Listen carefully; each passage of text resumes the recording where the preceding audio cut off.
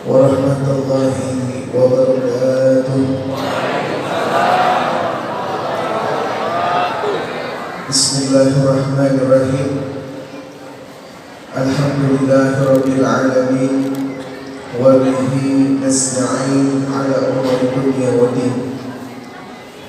Wassalatu wassalamu ala sayyidil mursalin imamil muttaqin qa'idil khairil muhajjalin wa syafi'il mudhnibin sayyidina Muhammadin wa ala alihi wa ashabihi ajma'in. Subhanaka la ilma lana illa ma 'allamtana innaka antal 'alimul hakim. Rabbi shrah li sadri wa yassir li amri wahlul 'uqdatam min lisani yafqahu qawli. Allahumma anfa'na bima 'allamtana wa 'allimna ma yanfa'una. Allahumma zidna ilman warzuqna fahman. Allahumma nawwir qulubana bil 'ilmi wal 'amal وزينا بالإخلاص والصدق والخوف ولك إلى الله. اللهم لك الحمد وإليك المشتكى وأنت المستعان ولا حول ولا قوة إلا بالله العلي العظيم. اللهم أعصمنا من شر الفتن وعافنا من جهل المهن واصلح بنا ما ظهر منها وما بطن. اللهم نقي وصفي قلوبنا من الحقد والحسد والبغضاء والحجب وجميع أمراض القلوب برحمتك يا أرحم الراحمين. قال الله تعالى في كتابه الكريم: أعوذ بالله من الشيطان الرجيم. سبحان الذي أسرى بعبده ليلا من المسجد الحرام إلى المسجد الأقصى الذي باركنا حوله لنريه من آياتنا إنه هو السميع البصير. وقال رسول الله صلى الله عليه وسلم: الصلاة معراج المؤمن. صدق الله العظيم وصدق رسوله النبي الوفي الكريم ونحن على ذلك من الشاهدين وشاكرين والحمد لله رب العالمين. Alhamdulillah, segala puja serta syukur kehadirat Allah Subhanahu wa taala yang mengumpulkan kita di dalam pertemuan malam hari ini di dalam rangkaian acara memperingati Isra wal Mi'rajnya Nabi besar Muhammad sallallahu alaihi wasallam. Dan alhamdulillah kita berkumpul malam hari ini dengan para habaib kita, para asatidz dan juga para alim ulama, para orang tua, para sepuh. Insyaallah kita doakan guru-guru kita Al-Habib Muhammad Far'ad, Al-Habib Muhammad Lagib bin Syekh Ali Bakar bin Salim dan juga para ulama kita. Semoga Allah Subhanahu wa taala berikan mereka sehat afiat. Allah jaga mereka, Allah panjangkan umurnya dan Allah Subhanahu wa taala berkahi di dalam kehidupannya. Amin ya rabbal alamin. Alhamdulillah, di dalam peringatan Isra dan Mi'rajnya Nabi besar Muhammad sallallahu alaihi wasallam, peristiwa yang sangat singkat tapi hikmahnya begitu sangat padat. Tapi hikmahnya begitu sangat banyak sehingga Allah Subhanahu wa taala memulai peristiwa Isra dan Mi'raj dalam surah Al-Isra di ayat yang pertama dengan Subhana, artinya Maha Suci Allah Subhanahu wa taala. Yang setelah Subhana, Allah Subhanahu wa taala akan menceritakan tentang peristiwa Isra dan Mi'raj, bermakna bahwa peringatan Isra dan Mi'raj adalah sesuatu peristiwa yang tidak bisa diukur dengan nalar manusia, yang tidak bisa diukur dengan akal kita. Pengukuran peristiwa Isra dan Mi'raj hanya bisa diukur dengan keimanan kita kepada Allah Subhanahu wa taala. Makanya dimulai dengan Subhana. Subhanalladzi asra bi 'abdihi lailan. Maha suci yang telah menjalankan hambanya. Asra di situ artinya menjalankan, bukan berjalan. Kalau berjalan diri sendiri yang ingin berjalan. Contohnya saya berjalan ke pasar, berarti yang ingin ke pasar adalah saya sendiri, keinginan saya sendiri. Tapi kalau memperjalankan, ada yang diperjalankan, ada yang menyuruh di dalam perjalanannya. Contohnya, yang telah memperjalankan. Yang diperjalankan adalah Rasulullah Shallallahu Alaihi Wasallam. Yang menyuruh di dalam perjalanannya adalah Allah Subhanahu Wa Taala. Bukan keinginan Nabi besar Muhammad Shallallahu Alaihi Wasallam, tapi keinginan Allah Subhanahu Wa Taala. Subhanallah asra bi'abdihi dengan hambanya. Itu Nabi besar Muhammad Shallallahu Alaihi Wasallam. Asra bi'abdihi lailan. Asra itu perjalanan malam hari dari Masjidil Haram ke Masjidil Aqsa. Itu namanya perjalanan Isra, perjalanan horizontal. Dari Masjidil Haram ke Masjidil Aqsa. Dari Masjidil Aqsa terus tembus ke langit. Yang pertama, kedua sampai ke 7 Sidratul Muntaha, terus bertemu dengan Allah Subhanahu Wa Taala. Itu namanya perjalanan Mi'raj. Asra perjalanan di malam hari. Bahkan ada khilaf ulama di dalam perjalanan ini berapa lama. Ada yang mengatakan seperempat malam perjalanannya. Ada yang mengatakan di dalam Maulid Ad-Dibai, Syekh Abdurrahman As-Segaf mengatakan qabla ayyamudal farsh, sebelum tempat tidurnya Rasulullah SAW dingin, beliau sudah sampai lagi ke Mekah. Begitu sangat cepat perjalanannya. Banyak daripada pendapat-pendapat ulama. Sehingga di dalam perjalanan tersebut, ketika malaikat Jibril diperintahkan oleh Allah Subhanahu Wa Taala menjemput Nabi besar Muhammad Sallallahu Alaihi Wasallam, menjemputnya di malam hari. Ini kalau misalkan ada Pak RT ke rumah kita jam 2 malam, ketok rumah kita, assalamualaikum, jam 2 malam, berarti ada yang penting nggak? Ada yang penting nggak? Nggak mungkin nggak ketok rumah kita jam 2 malam. Kalau nggak penting nggak mungkin. Kalau nggak penting besok aja. Ini bukan Pak RT lagi yang datang, bukan Pak RW lagi yang datang, bukan lurah, bukan gubernur, bukan presiden lagi yang datang. Malaikat Jibril yang datang menjemput Nabi besar Muhammad SAW. Berarti ada sesuatu yang sangat penting, pesan yang disampaikannya harus, kalau bahasa Inggris bilang face to face. Pesannya harus ini disampaikannya harus bertemu, nggak bisa dengan wahyu. Mungkin kalau sadar bisa dengan wahyu, mungkin juga dengan puasa Ramadan bisa dengan wahyu, yang lain bisa, tapi pesan ini satu nih nggak bisa dengan wahyu. Begitu sangat penting. Sehingga dijemputlah Nabi besar Muhammad Shallallahu Alaihi Wasallam di seperempat malam. Berangkat Nabi besar Muhammad Shallallahu Alaihi Wasallam dengan malaikat Jibril. Rasulullah mengendarai buruk. Belum sampai ke Baitul Maqdis, itu banyak hikmah. Di antaranya Nabi besar Muhammad Shallallahu Alaihi Wasallam diberhentikan oleh malaikat Jibril. Malaikat Jibril mengatakan, ya Muhammad, kita berhenti di sini. Rasulullah tanya, ini tempat apa wahai Jibril? Jibril mengatakan, hadhihi syajaratun Musa. Ya Muhammad, ini adalah pohonnya Nabi Musa. Nabi Musa dulu waktu dikejar-kejar sama Fir'aun, itu Nabi Musa larinya ke Madian dan pernah singgah di pohon ini. Dan Nabi Musa pernah bersandar di pohon ini. Itu pohonannya namanya pohonan Nabi Musa. Nabi Musa kecapean, istirahat, dia bersandar. Ketika bersandar, Nabi Musa berdoa, Rabbi inni lima anzalta ilayya min khairin mahir. Ya Allah, aku ini hanyalah seorang yang miskin dengan seluruh anugerah yang kau turunkan kepadaku, ya Allah. Nyender, rebahan, berdoa kepada Allah Subhanahu Wa Taala, sehingga Allah Subhanahu Wa Taala turunkan keberkahan di tempat Nabi Musa berdoa.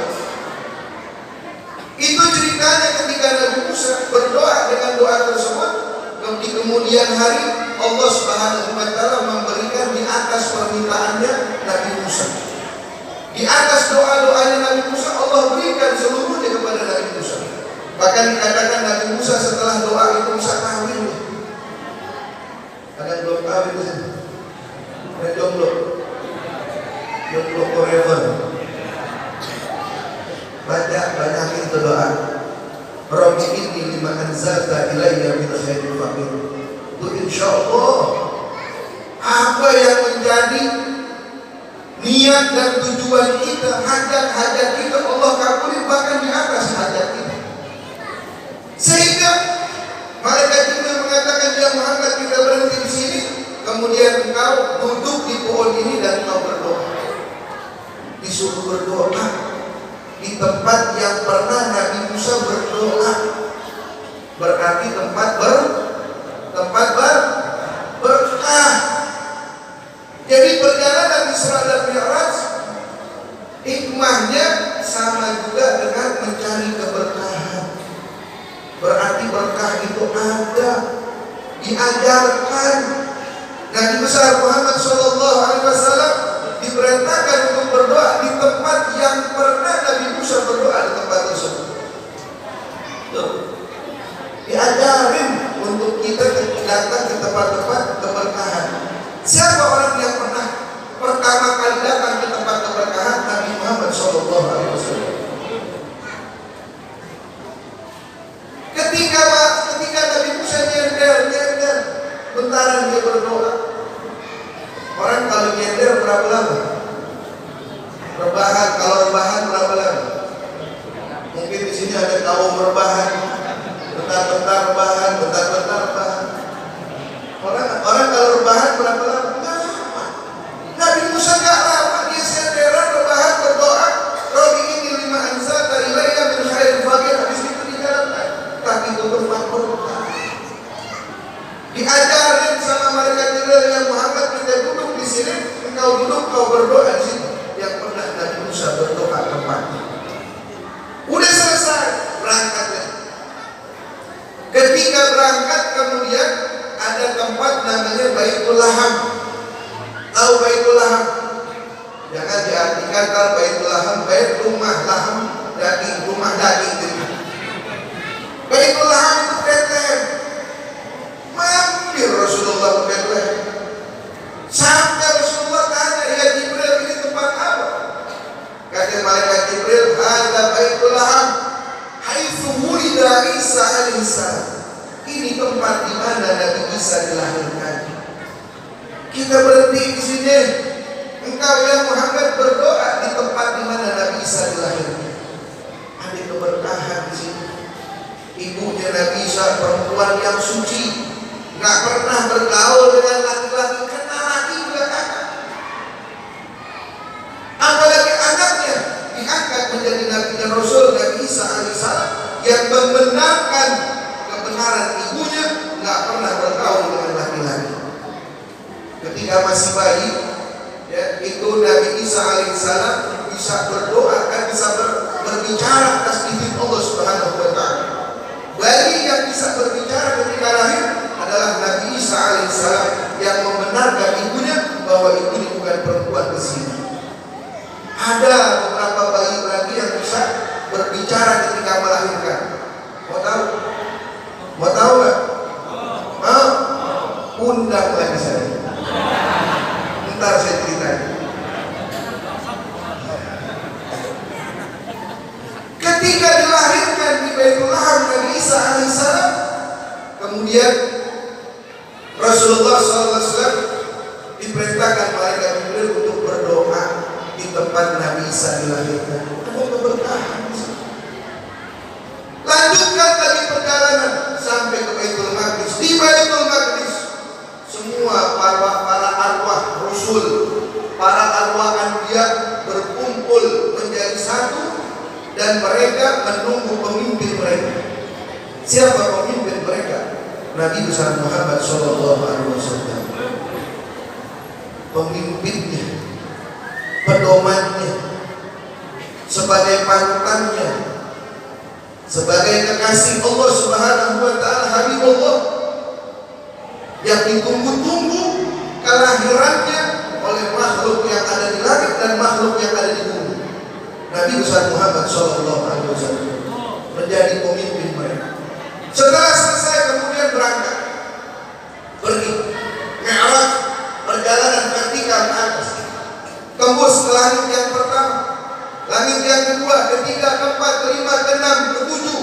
sampai ke Sidratul Muntaha bertemu dengan Allah Subhanahu wa taala. Habib Muhammad bin Fatah belajar kita di sini diajarkan tentang akidah. Tapi kita tidak mengaktifkan bahwa Habib Muhammad mungkin sudah ajarkan kepada kita bahwa Allah Subhanahu wa taala tidak memerlukan tempat. Bukan berarti Allah Subhanahu wa taala bertemu dengan Nabi Muhammad SAW di atas Sidratul Muntaha, di situ tempatnya Allah. Tapi Allah tidak memerlukan tempat. Hanya pertemuannya aja. Ketika bertemu dengan Allah Subhanahu wa taala, Rasulullah SAW diperintahkan untuk melaksanakan sholat 50 waktu dalam satu hari satu malam. Diterima oleh Rasulullah SAW. Turun ketemu Nabi Musa. Ketemu Nabi Musa di langit keberapa? Ketemu Nabi Musa di langit keberapa? Enam ketemu Nabi Musa. Nabi Musa tanya, ya Muhammad, kau dapat apa? Saya dapat perintah sholat. Berapa waktu? 50 waktu satu hari satu malam. Coba minta lagi keringanan kepada Allah. Minta lagi, balik lagi, keringankan 5. Akhirnya terakhir mendapatkan perintah sholat 5 waktu satu hari satu malam. Ketemu lagi Nabi Musa. Ada Nabi Musa boleh jadi berapa? Jadi 5 waktu satu hari satu malam. Coba minta lagi keringanan. Tidak. Aku malu kepada Allah Subhanahu wa taala. Cukup 5 waktu satu hari satu malam. Ini ada ulama mengatakan hikmahnya. Kenapa Allah Subhanahu wa taala enggak langsung aja ngasih 5 waktu satu hari satu malam? Kenapa harus 50 waktu sehingga pertemuannya itu berulang? Ada hikmah ulama mengatakan pengulangan pertemuan tersebut itu adalah daripada keistimewaan Nabi Muhammad SAW supaya berjumpa dengan Allah bukan sekali langsung, bukan cuma hanya satu kali berjumpa, bisa berkali-kali berjumpa dengan Allah Subhanahu wa taala. Di bawah daripada perintah sholat tersebut, kemudian keesokan harinya geger, semekah geger. Katanya Nabi Muhammad melakukan perjalanan dari Masjidil Haram ke Masjidil Aqsa yang jaraknya 1250 km cuma ditempuh dalam seperempat malam. Ini kalau diukur dengan ukuran antara Masjidil Haram ke Masjidil Aqsa itu jaraknya 1250 km. Kalau dulu melakukan perjalanan dengan menggunakan unta dengan perbekalannya itu bisa 1 bulan lagi. Dari Masjidil Haram ke Masjidil Aqsa naik unta bawa perbekalan. Kalau udah malam istirahat tidur, besok pagi lanjutin lagi perjalanan, kurang lebih 1 bulan. Balik lagi 1 bulan, 2 bulan perjalanan. Ini cuma seperempat malam. Banyak yang hang otaknya, nggak menerima itu. Sampai ada seseorang bertemu dengan Sayyidina Abu Bakar Siddiq.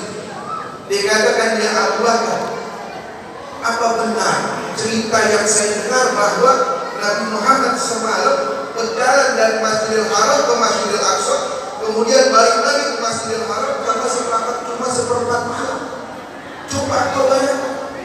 Kata Sayyidina Abu Bakar Siddiq mengatakan, jangankan yang perjalanan Isra dan Mi'raj yang ditempuh seperempat malam, yang lebih dari itu saya percaya, kata Sayyidina Abu Bakar.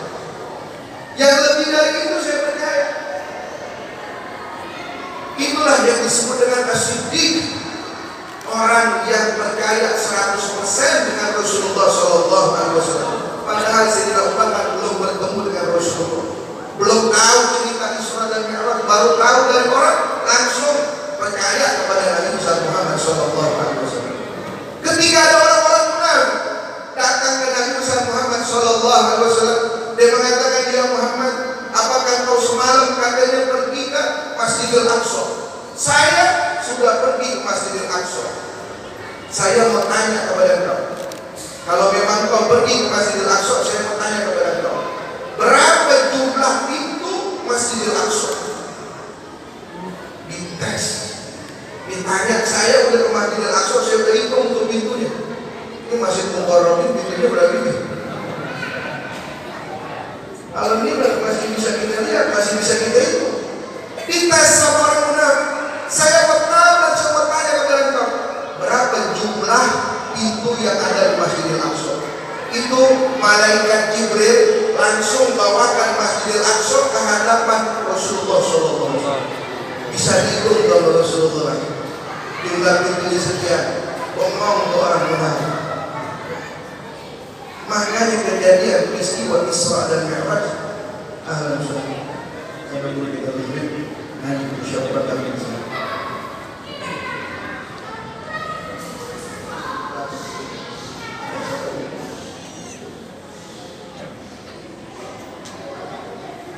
Sallu ala Muhammad.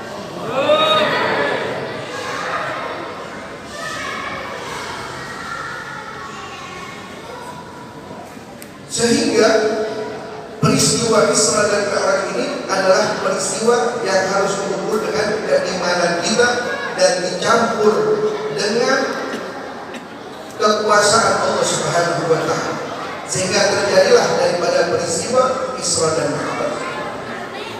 Hikmah yang bisa kita ambil, pertama, jangan pernah kita tinggalkan sholat, yang mana sholat tersebut merupakan pesan yang sangat penting. Yang diambil pesan tersebut dengan bertemu kepada Allah Subhanahu wa Ta'ala dan melalui perjalanan yang panjang penuh dengan hikmah.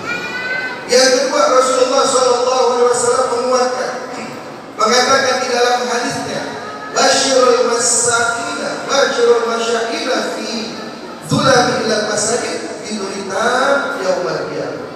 Kata Rasulullah SAW, berikan kabar gembira al-masakina kepada orang-orang yang pergi ke masjid ketika gelapnya malam. Biduritam yaumal qiyamah, nanti di hari kiamat akan diberikan cahaya yang sempurna. Di hari kiamat ada misalnya, ada misalnya. Kok bisa cahaya yang terang dan sempurna? Karena keutamaan kita untuk sholat berjamaah di masjid lebih kita utamakan dibandingkan dengan kesenangan dunia. Bahkan Rasulullah SAW mengatakan, di dalam salah satu orang yang akan dinaungi nanti di bawah naungan arsy Allah di hari kiamat adalah rajulun qalbuhu mu'allaqun fil masajid.